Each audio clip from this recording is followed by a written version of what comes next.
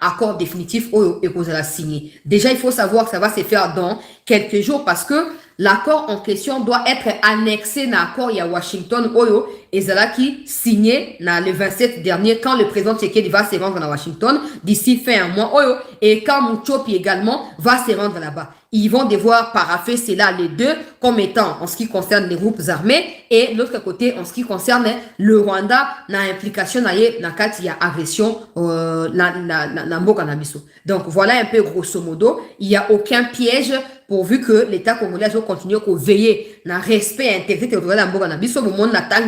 Nulle part on parle de brassage, on parle de mixage, nulle part. Et d'ailleurs là où on parle de intégration sociale ou réinsertion sociale, voilà, on parle de manière individuelle. Ça a déjà été aussi signifié. Nakati ya nini, nakati ya accord ya Washington. Donc, ezate ke ote, bonga naza chancelier, bonga naza congolaise, bon intérêt ngaite, okoya, bazui, ba droit international, batie mupanzi. Bazui constitution ya mboka batie na katikati, bazui droit tope charte ya Union africaine, batie pe mupanzi mususu. Ba vérifier, ba delti suka, chancelier, est-ce que respecte makambo, obomaki abomaki, oyibaki oyibaki.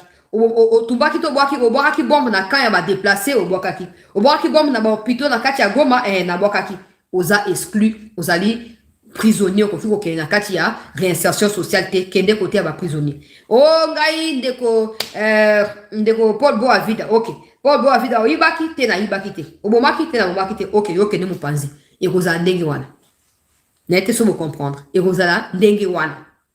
Mais pendant ce temps, c'est que moi j'ai dit, il y a un plan B de notre côté. Tous ces nettoyages que vous voyez, ce n'est pas un produit du hasard. Je ne sais pas si vous avez appris, peut-être que je n'en ai pas parlé, vous avez appris que déjà, partenariat, il y a deal naba américain, et c'est bandit déjà. Cobalt mining. On a ça qui m'a expliqué qui cobalt déjà qui est impliqué, tout ça. Il y a Amazon, Bezos, patron Amazon. Bill Gates et tout ça, bango bazaki ba soutien pour na vendre mi communicaki, ba otu ko engagement parce que entreprise na bango Cobalt des alliés inclus na kati ya accord, il y a deal toujours signé na ba américain, ils étaient venus et c'était en présence du chef de l'État qu'ils ont signé la coopération minière entre Cobalt na ministère ya mine ya mboka na biso. Donc déjà partenariat ngo na ba américain si bandi komi déployé. Donc les américains na o etali makam na bango, bazape ko veiller à ce que tout soit respecté et exécuté dans un temps record pour permettre à ce que ba mi déployer na kati ya partenariat wana. Nous sommes plus seuls. Les gens vont venir dire, bon, comment on comptait sur l'Américain, mais quand le Rwandais comptait sur les démocrates pour tuer et violer au Congo, la Bozaki normal, et des gens qui notaient. Maintenant que nous, on doit partenariser avec les Américains, ça devient un souci. C'est votre problème. On n'a rien à foutre des gens qui pensent que, bon, compter sur l'Américain, on compte sur personne. On compte sur nous-mêmes et sur notre capacité à nouer des partenariats avec des gens pour faciliter biso, pour restaurer l'intégrité territoriale de la biso, autorité à l'État, bisika yo ba Rwandais ba envahir ça biso. Point final. Hein? So limite mitalio. Peuple congolais. Ekoyinda. Ces gens pensaient, en fait, bazaki na courage. Nous demandons cogestion il y a 8 ans. Ce que tu as retiré tes premiers points. Retrait. On dirait que, c'est que je redoute, c'est ce qui m'atteint. C'est que les Rwandais craignent là. C'est que les Bagavans de M23 craignent. C'est ce qui leur arrive. Premier point, cesser le feu et retrait progressif encadré par le gouvernement congolais des éléments du M23. Na rosa ba capture na routine de la bateau. On a besoin de kotanga pour na boy manipulation na réseaux sociaux. Mais bah point mais sous net ouais ba réinsertion, identification et tout. Et puis dialogue intercommunautaire. Wana nde tokoze la place au gouvernement yemo ko sengela aya ko expliquer biso à quoi est-ce que cela va devoir ressembler. À quoi est-ce que cela ba Rwandais ba bandi déjà ko réagir.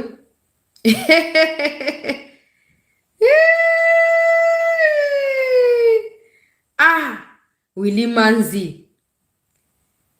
On va se retirer que si on obtient ce que nous voulons. Ah! Willy Manzi. Ah, papa. Comment ça, tu vas te retirer que quand tu vas obtenir ce que tu veux? Qu'est-ce que tu veux? Donc, bateau, tu vas signer, mais baza convaincu de ma de toute façon, bon, ça c'est leur habitude. Non? Bisous, Ali, comme moi, hein? Congolais et les M23. Nakotang et la Bino A, puisque maintenant une déclaration n'a objectif. Quels sont les objectifs?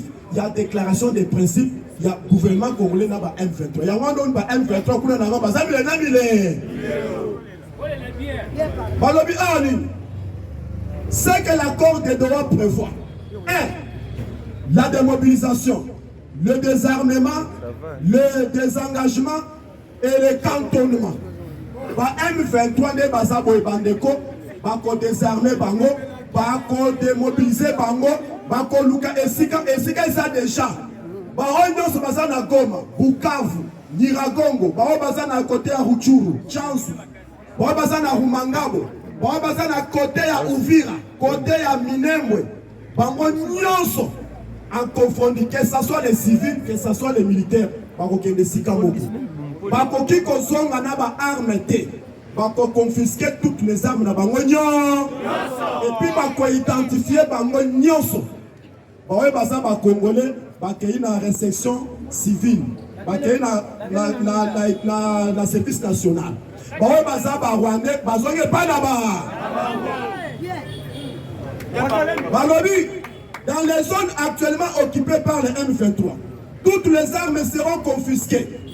À seuls, les civils seront autorisés à rester sur place. Il est pensé vivant. Les civils ne sont pas côté à les Sikamoko. Ne pas enregistrer Rwandais na Rwandais nyonso bazoye pas qu'elle n'ait pas là-bas. Sous superviseur de haute puissance militaire, Qatar, les États-Unis d'Amérique, Task Force qui est le FARDC, le service de renseignement, le service national de renseignement, n'a pas agence secrète, il y a service de renseignement, n'est pas de superviser. Il n'est pas vivant. Alors, les combattants du M23 seront transférés dans le camp de cantonnement, dépouillés de toute capacité militaire. Objectif. L'objectif est clair et stratégique. 1. Neutraliser la puissance militaire du M23 sans leur laisser l'occasion de retirer avec leur arsenal. Balobi sous 2. Doha ne le fait pas partir. Doha les désarme. Doha les démobilise. Doha les éteint. Il est pas vivant. Et puis le gouvernement congolais est prêt et prendre toutes les mesures nécessaires pour mettre en œuvre le désarmement sur le terrain. Pétram Moussa Kolos, Oy a Kotanga déclaration des principes, Oy a Boy M23, ma qui revendication, Oy Sengeli 8 ans, et Sengeli 3 ans, tous à la Congo, Nde Aye a Zui Balamoko papier, à Katiango, a commis maintenant principe, il y a déclaration, à Tangali Bango Mokola samedi. Signarate Basalini. Donc, M23, c'est qu'il va kende là-bas et pas là-bas. Ceux qui va kende te, va connaître pas comment va vendre. C'est pourquoi il faut neutraliser leur puissance militaire. Maintenant, nous allons voir Marassi Bande. Yawando Moni Lobby, William Yakotumba, l'homme stratège, a tout ça le message très fort. À Lobby de Ouazalendo, nous sommes prêts pour cette guerre. Et puis, donc, avancer jusqu'à Roi. Notre objectif est de récupérer Goma et toutes les zones occupées par les M20. Yawando Bokomon en a minute oil. Sans oil, et ça, il y a récupération de toutes les zones qui étaient occupées par les M20.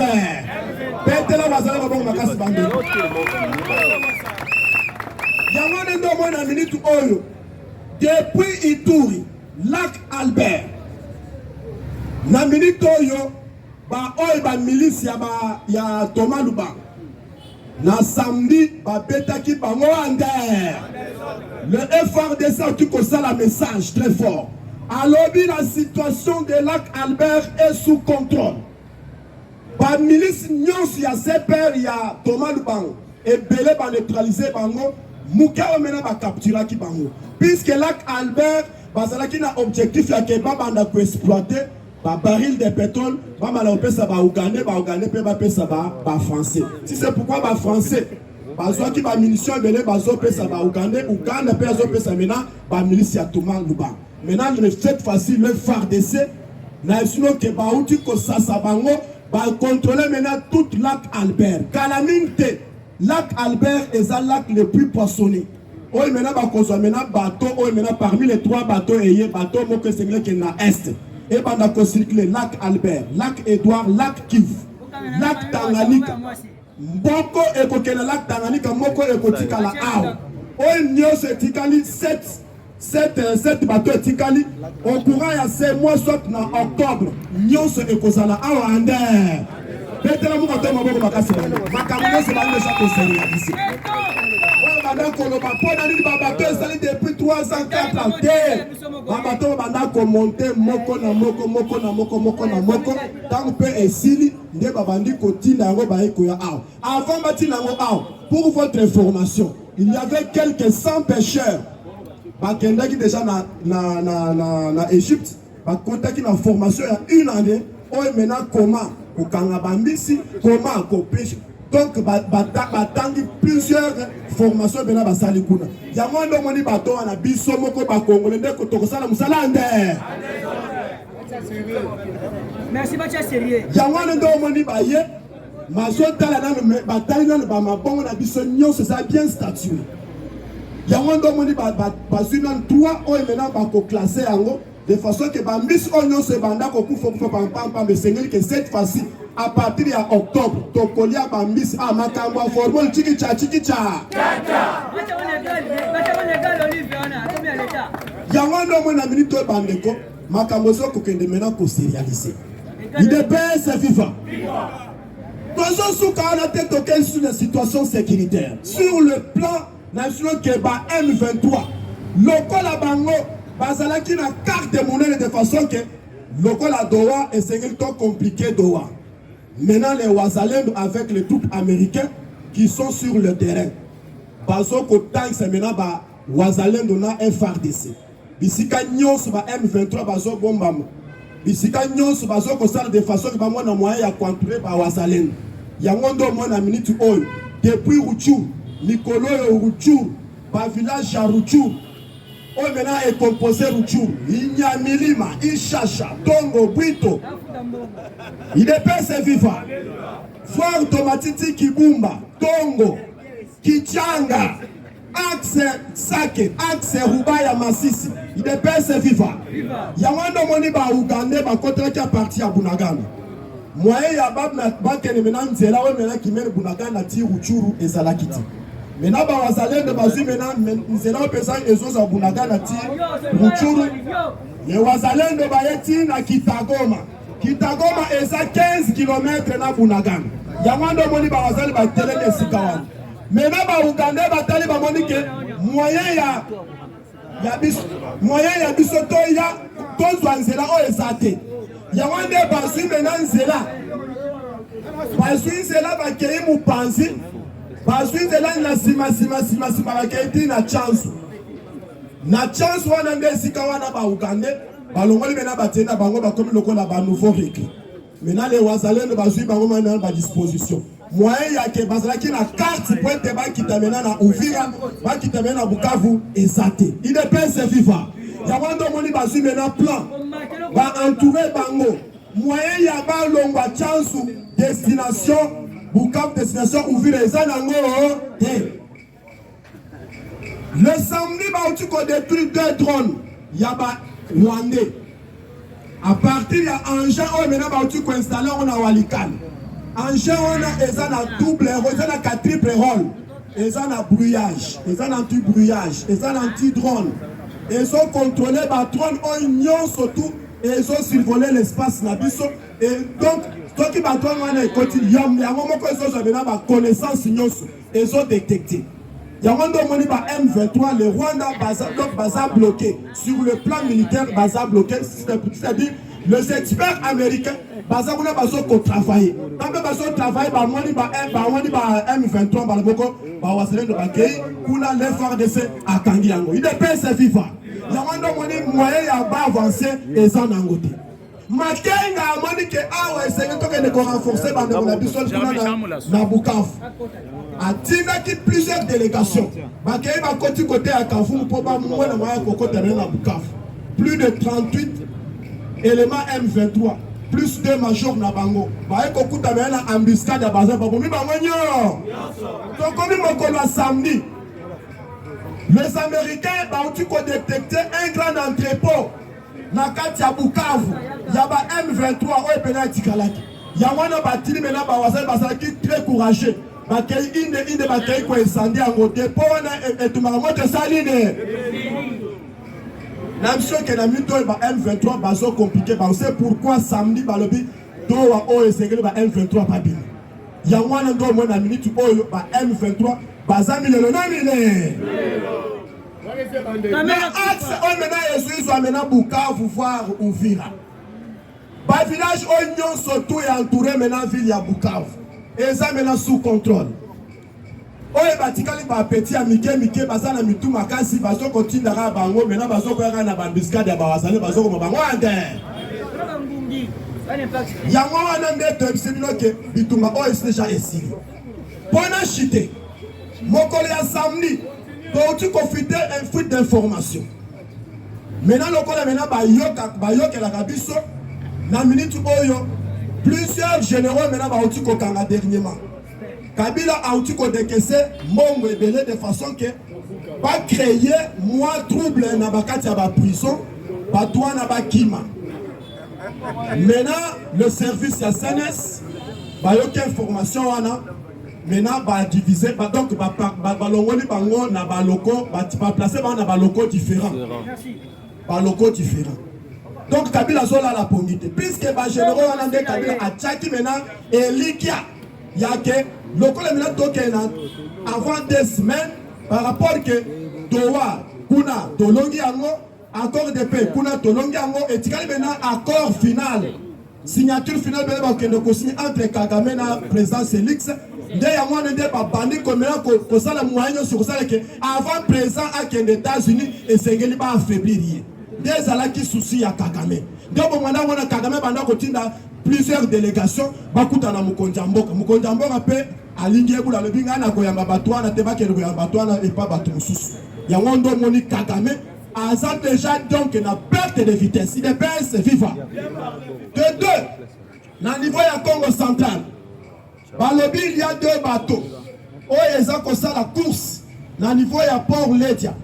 Bateau, on a essayé de pétitionner. Bateau, oh, il y a M23, il paraît M23.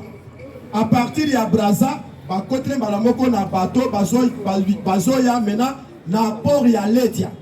Bamususu esengeli bakende ko persitionner il demandait balobi il y a ndako mibale ya Kabila esengeli bakende ko persitionner yango et puis balobi batia tous les services nyonso na Congo central sinon eko zamena en danger esengeli bakende ko persitionner bandako nyonso ya Kabila kuna yango ndo moni Kabila akimi Lubumbashi maintenant esengeli ke Congo central bamona moya ya bakote mena Kinshasa.